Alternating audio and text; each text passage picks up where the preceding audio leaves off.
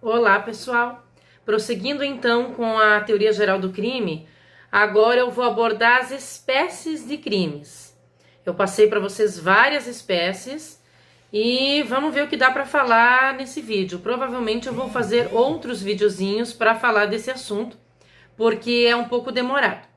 Eu vou seguir o material que eu encaminhei para vocês. Acompanhem, que vai facilitar, tá?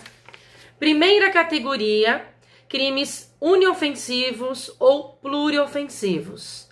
Uniofensivos ou monoofensivos, dá no mesmo, são aqueles crimes que ofendem, transgridem, violam um único bem jurídico.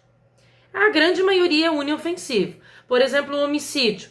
Ele atenta contra a vida. O furto, o roubo, o estelionato ofende o patrimônio. A injúria, a calúnia, a honra, a injúria, a calúnia, a difamação ofende a honra. A lesão corporal ofende a integridade física. O estupro ofende a liberdade ou dignidade sexual e assim por diante. Crimes pluriofensivos são aqueles que ofendem ao mesmo tempo mais de um bem jurídico. Por exemplo, o latrocínio, que é o roubo qualificado pela morte. Popularmente vocês chamam roubo seguido de morte, que está no 157, parágrafo 3º. Ele ofende ao mesmo tempo o patrimônio e a vida. Não é um crime contra a vida, pessoal. Tanto é que não vai a júri. É um crime contra o patrimônio. O intuito inicial do criminoso é roubar, para tanto ele acaba matando. Mas é um crime pluriofensivo porque ofende a vida e o patrimônio. Crimes de perigo comum. Todos os crimes de perigo comum, que começa o capítulo no artigo 250, que é o crime de incêndio, todos eles, crimes contra a incolumidade pública, eles são crimes pluriofensivos. Eles atentam, eles ofendem, eles violam mais de um bem jurídico, quais sejam a vida, a integridade física, a saúde ou o patrimônio de sabe-se lá quantas pessoas, de um número indeterminado de pessoas. O próprio incêndio, no artigo 250, ele deixa bem claro, quando diz causar incêndio, expondo a perigo a vida, a integridade física ou o patrimônio de outrem. Também são pluriofensivos os crimes de perigo individual, que estão no capítulo da periclitação da vida e da saúde, artigos 130 a 136. O nome já diz o nome do capítulo, da periclitação da vida e da saúde. Então são crimes que colocam em perigo a vida, entendam também a saúde e a integridade física. Segunda categoria: crimes unissubjetivos ou plurissubjetivos. Tem a ver com o número de agentes criminosos. Crimes unissubjetivos são aqueles que podem ser feitos por uma única pessoa. A maioria dos crimes são uni. Diria que 99,99% dos crimes são unissubjetivos. Um único indivíduo pode praticar. Desculpa. Nada impede que mais de uma pessoa pratique, claro. Mas vocês têm que fazer a seguinte pergunta: uma única pessoa pode fazer este crime? Se a resposta for sim, é porque ele é unissubjetivo. Então, um único indivíduo pode furtar, roubar, matar, estuprar e assim por diante. Crimes plurissubjetivos, são poucos no Código Penal, são aqueles que devem ser praticados por mais de uma pessoa. Uma única pessoa não pode praticar, porque não dá. Exemplo clássico, o crime de associação criminosa, artigo 288, popularmente conhecido como formação de quadrilha. Lá está escrito bem bonitinho que o mínimo são 3 agentes. Outro exemplo, o tipo penal vizinho, artigo 288-A, constituição de milícia privada, popularmente conhecido como grupo de extermínio. Não fala o número mínimo de agentes, mas nós costumamos dizer que por ser vizinho do 288, o número mínimo seriam 3 pessoas também. De qualquer forma, não tem como ter grupo de extermínio com um único indivíduo. Então, jamais será um crime unissubjetivo. E temos também o crime de rixa, artigo 137. A rixa é uma briga generalizada, é um entrevero, e não tem como ser um único indivíduo, porque uma única pessoa se auto-espancando, se auto-flagelando, é fato atípico, tá? Não fala o número mínimo de pessoas também no artigo, mas a doutrina também acha que são 3 indivíduos. Terceira categoria, crimes dolosos ou culposos. A maioria dos tipos penais, eles somente são puníveis se praticados dolosamente. Só vai aceitar culpa se houver previsão expressa na lei. Embaixo do tipo penal, no artigo, tem que falar que aceita a culpa. Poderá vir com o nome do crime, por exemplo, homicídio culposo, incêndio culposo. Ou poderá estar escrito assim: modalidade culposa, forma culposa, se o crime é culposo, mas tem que estar previsto expressamente a culpa. Caso contrário, aquele crime não aceita a culpa. Ele só é punível a título de dolo. Eu até posso agir com culpa, mas aí eu não serei punida, porque o crime não aceitando culpa é um fato atípico. Dolo significa intenção, vontade. Eu quis praticar aquele crime e eu quis obter aquele resultado. Culpa é quando eu não quero o crime, mas eu dou causa a ele, a culpa é minha, por eu ter sido imprudente, imperito ou negligente. São as 3 modalidades da culpa: a imperícia, a imprudência e a negligência. Mais para frente eu vou falar sobre a teoria do tipo doloso e a teoria do tipo culposo, com todas as espécies de dolo e culpa. Por enquanto é só para saber o que significa um crime doloso e um crime culposo. Terceira categoria, crimes comissivos ou omissivos. Crimes comissivos são aqueles praticados através de uma ação.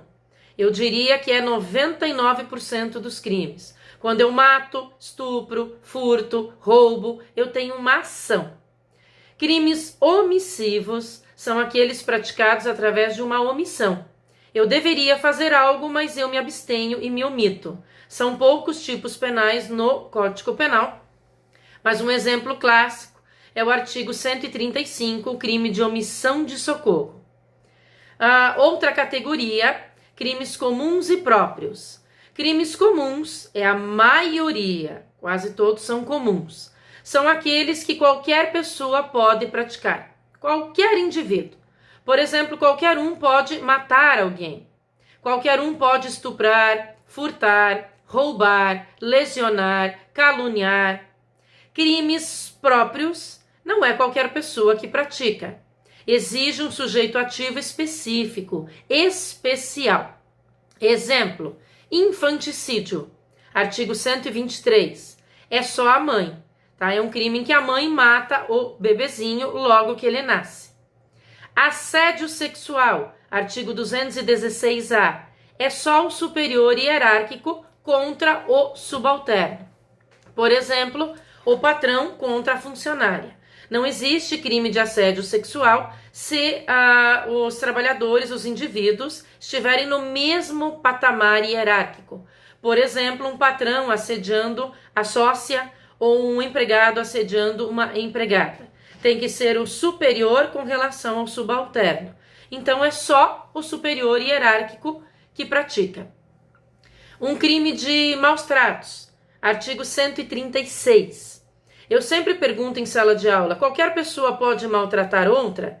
E geralmente a resposta que me dão é sim. Porém, a resposta é não. Exige uma categoria especial. Somente aquele que detém responsabilidade, que ele tem uma certa autoridade, guarda, vigilância que pode praticar o crime. Assim como também o crime de abandono de incapaz no artigo 133.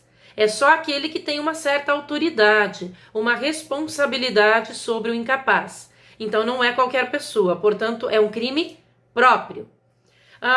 Trabalho escravo. O nome correto é redução à condição análoga de escravo.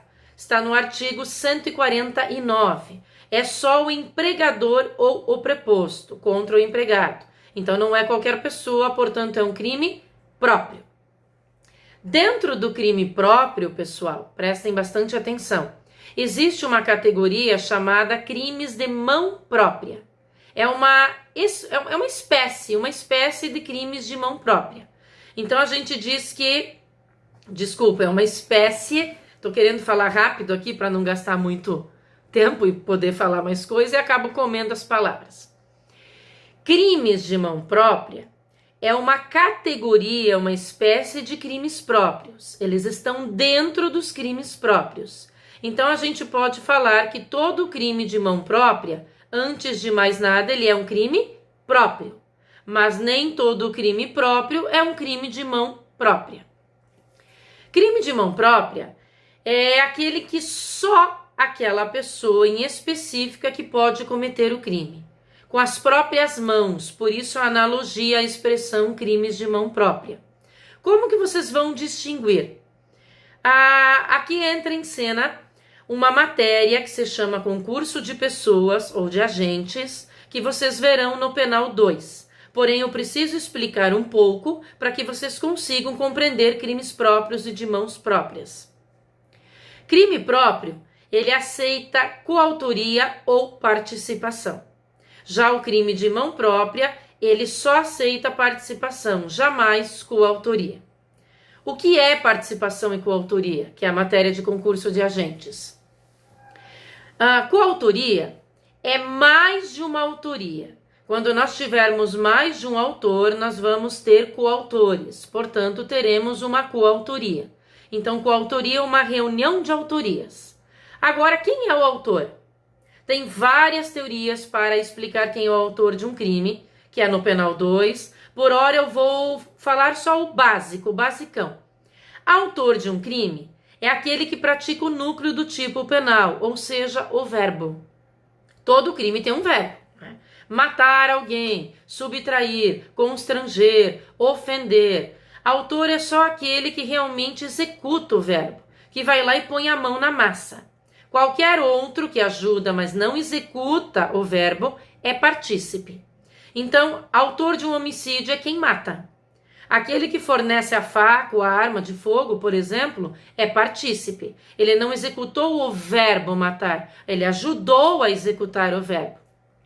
Num furto, autor é aquele que subtrai, que realmente pega a coisa.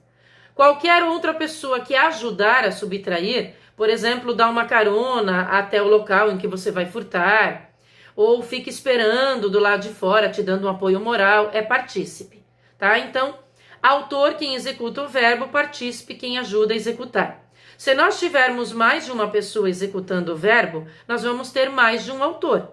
Nós vamos ter autores, que serão chamados de coautores. E aí, então, nós teremos uma coautoria.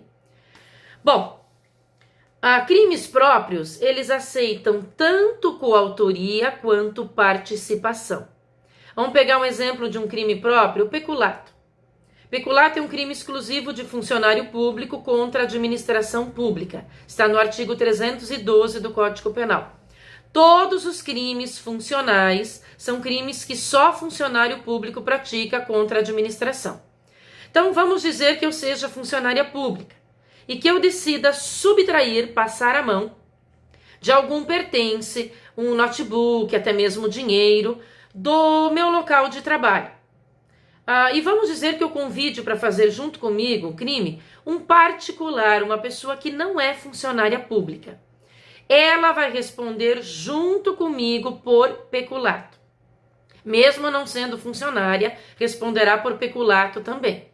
Ela poderá só me dar uma mãozinha e ser partícipe de peculato, ou ela poderá, junto comigo, praticar o verbo. Tem vários tipos de peculato no 312. Tem o peculato desvio, o peculato furto, o peculato apropriação. O peculato furto, o verbo é como se fosse um furto. É subtrair, pegar. Se esse particular ele subtrair junto comigo, ele será tanto autor de peculato como eu. Nós seremos coautores. É um caso de coautoria. Tá? Então, peculato é um crime próprio, só funcionário público pratica, mas ele aceita coautoria e participação.